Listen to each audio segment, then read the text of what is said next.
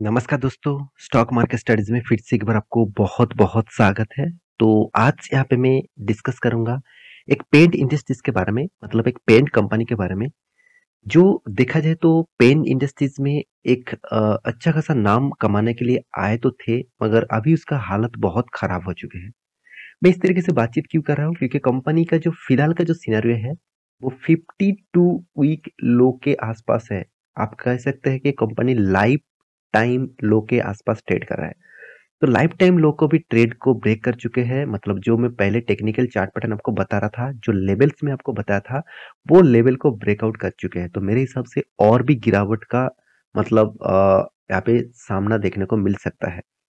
तो मैं पूरा डिटेल्स डिस्कस करूंगा कंपनीज के बारे में। तो क्या इस गिरावट के माहौल में आपको कुछ डिसीजन लेना है?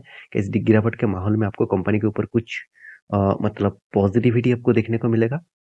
और साथ ही साथ आप एंटर करेंगे कि नहीं करेंगे, उसके बारे में भी डिस्कस करूंगा। तो वीडियो को लास्ट तक देखना। और अभी तक आपने इस चैनल को सब्सक्राइब नहीं किया तो जरूर सब्सक्राइब कर लेना, क्योंकि आपको daily basis stock market information update इसी चैनल के माध्यम से आपको मिलता रहेंगे। तो चलो देख लेते हैं आज के स्टॉक के बारे में। तो सबसे पहले बता दूं कंपनी कौन सा है। पेंट इंडस्ट्री से बिलोंग करते हैं, और आज जिस कंपनी के बारे में बात करूंगा वो इंडिया के एक मतलब रैंकिंग, चलो मैं आपको रैंकिंग पहले आपको दिखा देता हूँ। हाँ, कंपनी का रैंकिंग है टॉप 5 में। क्योंकि देखिए एशियन पेंट नंबर 1 है, जो नंबर 1 रहेगा भी इसका मार्केट कैप के हिसाब से। बर्जर पेंट जो सेकंड पोजीशन में है, उसके बाद नैरोलैक्स है, उसके बाद एक्जो नोबेल्स है, उसके बाद इंडिया पेंट्स है। तो इंडिया पेंट्स मतलब सॉरी इंडिगो पेंट्स जो है उसके रैंकिंग के हिसाब से देखा जाए तो आप देखना एशियन पेंट का मार्केट शेयर कितना है। टोटल 42% मार्केट शेयर खुद अकेला वो लेके रखा है। उसके बाद कौन सा है? बर्जर पेंट जो 12% का मार्केट कैप रखते हैं। उसके बाद नैरोलैक के पास है 7%। उसके बाद एक्जो नोबेल के पास है 5%। उसके बाद है इंडिगो पेंट जिसके परसेंटेज है 2% के आसपास। तो सोचिए इस कंपनी का जो मार्केट शेयर है वो बहुत कम है। तो देखिए मार्केट में जब बड़े लीडर्स अच्छा काम कर रहे हैं और मार्केट को पूरा का पूरा कैप्चर करके रखा है, तो उस मार्केट में कंपटीशन मतलब करने के लिए, खुद का कंपनी को खड़ा करने के लिए कंपनी को बहुत एफर्ट लगाना पड़ता है। तो क्या इस कंपनी ने एफर्ट लगा है? चलो वो मैं आपको डिस्कस करता हूँ। तो सबसे पहले कंपनी के कुछ जानकारी आपको दे दूं। तो कंपनी जो है, देखा जाए तो कंपनी में चार्ट पैटर्न देखेंगे तो इंडिगो जो पेंट्स है, जो करीबन करीबन आप देखेंगे तो 1340 रुपीज के आसपास चल रहा है। पिछले दिनों में कंपनी लो किए थे 1330 रुपीज के आसपास। तो कंपनी हाई कितने किए थे? 2335 रुपीज के आसपास, और लो किए थे 1330 के आसपास।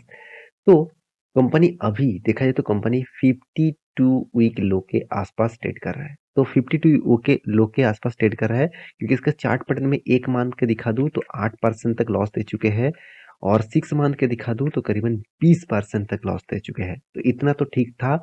एक साल में दिखा दूं तो 40% तक लॉस दे चुके हैं। 5 साल में दिखा दूं तो 50% के आसपास लॉस दे चुके हैं, और मैक्सिमम चार्ट पैटर्न ओपन कर दूं तो 50%। इसका मतलब जिस लेवल में, टॉप लेवल में जितने सारे लोगों ने निवेश किया है, आज वो 50% के आसपास लॉसेस में चल रहा है। मान के चलिए उन्होंने 1 लाख रुपया इस कंपनी के ऊपर निवेश करके रखे थे, आज उसका फंड कितना हो गया?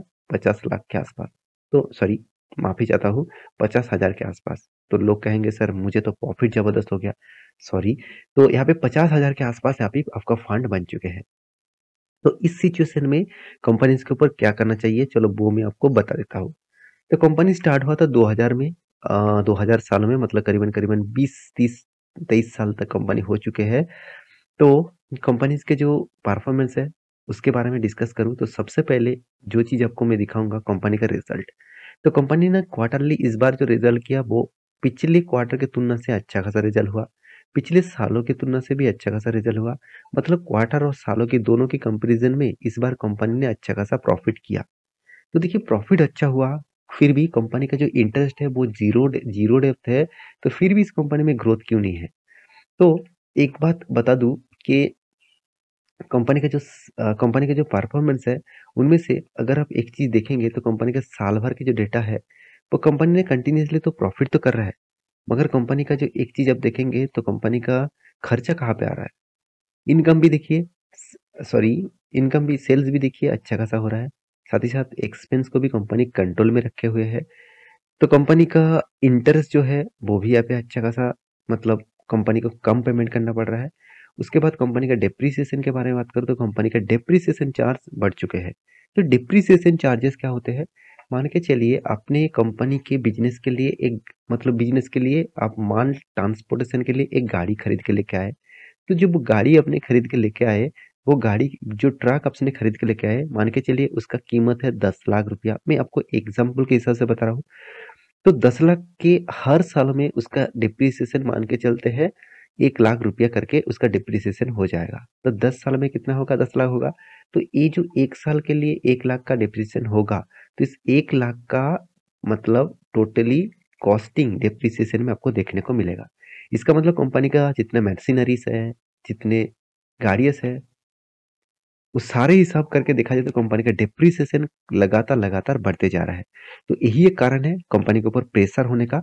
और साथ ही साथ कंपनी तो आपको देखिए कंपनी में क्या दम नहीं है ऐसे मैं नहीं कहूंगा। कंपनी में दम जबरदस्त है क्योंकि कंपनी का सेल्स ग्रोथ, कंपनी का प्रॉफिट ग्रोथ, कंपनी का रिटर्न ऑफ इक्विटी, सारी चीज आपको पॉजिटिव और तगड़ा परफॉर्मेंस दिखेगा। रिटर्न ऑफ इक्विटी देखिए एवरेज लेवल में है। 10 साल, 5 साल, 3 साल कोई भी देख लीजिए ठीक ठाक लेवल में है। सेल्स ग्रोथ भी बहुत शानदार है, प्रॉफिट ग्रोथ बहुत शानदार है। तो सारे पैरामीटर्स आपको अच्छा देखने को मिला। तो इसी के कारण स्टॉक में कोई गड़बड़ी नहीं हुआ। स्टॉक की गड़बड़ी होने का पीछे जो कारण है, कंपनी का सेल्स बहुत मतलब उतना ज्यादा सेल्स अभी इम्पैक्ट देखने को नहीं मिला। सेल्स थोड़ा सा ज्यादा होने के कारण भी कंपनी का जो एक्सपेंस है वो बहुत ज्यादा हो रहा है। साथ ही साथ आप इस कंपनी के इन्वेस्टर के बारे में बात करूं तो देखिए प्रोमोटर के बाद एफआईएस ने, डीआईएस ने भी माल उठाया, उससे कई गुना ज्यादा पब्लिक ने माल उठा कर रखा। देखिए पब्लिक तो इंटर हो रहा है, पब्लिक का इंटर होने के पीछे कारण भी है। छोटा कंपनी है, उसको लगता है रिक्सी कंपनी है, अगर मैं रिक्स ले लूं, अगर वो कंपनी चल गया तो मुझे तो मल्टीबिगर रिटर्न मिल जाएगा। तो देखिए आपके बात सही भी है, मैं ये नहीं कहूँ कि गलत है। अगर अपने सही टाइम में कंपनी के ऊपर एंटर कर कर चुके हैं और कंपनी के ऊपर पेशेंस के साथ बने हुए हैं, तो एक ना एक दिन वो कंपनी अगर अच्छा करेगा तो आपको मल्टी बिगर रिटर्न वो देके ही जाएगा। तो देखिए मैं आपको हमेशा बोलता हूँ, जो मैं फॉर्मूला यूज करता हूँ, अगर मेरे इन्वेस्टमेंट 20% स्टॉक मार्केट में है मेरे इनकम का, तो सोचना उसमें से मैं 15% ऑब्वियसली हमेशा सेफेस्ट जोन में निवेश करता हूँ। मतलब लार्ज के ब्लू चिप टाइप कंपनीज के ऊपर निवेश करता हूँ। और वो भी मतलब टॉप रैंकिंग का। और बाकी जो 5% है, इस 5% में रिक्स लेता हूँ, हमेशा रिक्स लेता हूँ। क्योंकि रिक्स अगर नहीं लूंगा तो कभी भी बड़ा नहीं हो पाऊंगा। हाँ 15% जो इन्वेस्टमेंट है, मान के चलिए वहां पे मुझे एवरेज 10 साल 20 साल में मान के चलिए 12 से 15% तक रिटर्न मिलेगा। तो उनमें से मुझे इन्फ्लुएंस को बीट में जरूर कर पाऊंगा, मगर मुझे एक्स्ट्रा बेनिफिट कमाना है, एक्स्ट्रा मुझे प्रॉफिट कमाना है, तो मुझे 5% रिक्सी कंपनी के ऊपर निवेश जरूर करना है। तो ये मेरा फॉर्मूला है, आप इस फॉर्मूला को भी अप्लाई कर सकते हैं। तो कंपनी में ऑब्वियसली कोई भी नेगेटिविटी नहीं है। सिर्फ दो चीज मुझे वीकनेस लगा, वो है कंपनी का पी रेशियो जो है मुझे थोड़ा सा हाई लगा। ऑब्वियसली हाई है, 10 से 30 के अंदर होना चाहिए था, और यहाँ पे 55 है। और मार्केट कैप टू सेल्स के हिसाब से देखा है तो 6.26% के आसपास है। इसका मतलब मार्केट कैप टू सेल्स भी यहाँ पे 1 रुपये कमाने के लिए कंपनी को 6.5 रुपीज के आसपास पे आउट करना पड़ रहा है, मतलब पेमेंट करना पड़ रहा है। ये थोड़ा सा हाई वैल्यूएशन में देखने को मिला। तो कंपनी का जो डेप्थ है वो एकदम ना के बराबर है। तो कंपनी में ऑब्वियसली दम है। छोटा कंपनी है तो छोटा कंपनी मतलब इस तरीके से 40% 50% गिरावट आपको कभी ना कभी देखने को मिलेगा। अगर आपके पास पेशेंस है, अगर आपके पास इस कंपनी के ऊपर भरोसा है, तो आप कंटिन्यू करिएगा। और अगर आपको भरोसा नहीं है तो आप कुछ भी डिसीजन ले सकते हैं। तो मुझे तो इस कंपनी में कुछ उतना खराबी नहीं देखने को मिला। हाँ कंपटीशन मार्केट में इस कंपनी में काम करने के लिए, टिके रहने के लिए बहुत कुछ करना पड़ेगा। तो कंपनी जब से स्टार्ट हुआ तब से लेकर तक कंपनी लगातार लगातार गिरावट हुआ है।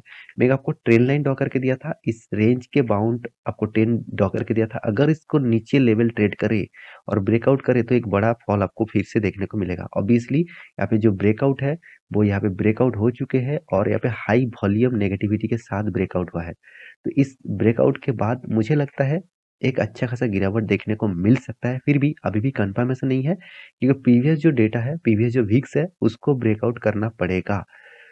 तो ये था कंपनी के सारे डिटेल्स। मेरे वीडियो कैसा लगा जरूर कमेंट करना। इसी तरीके से वीडियो पाने के लिए चैनल को सब्सक्राइब भी करना। मिलते नेक्स्ट नया स्टॉक लेके, तब तक के लिए अच्छे से रहिए, अपने ख्याल रखिए, बाय बाय।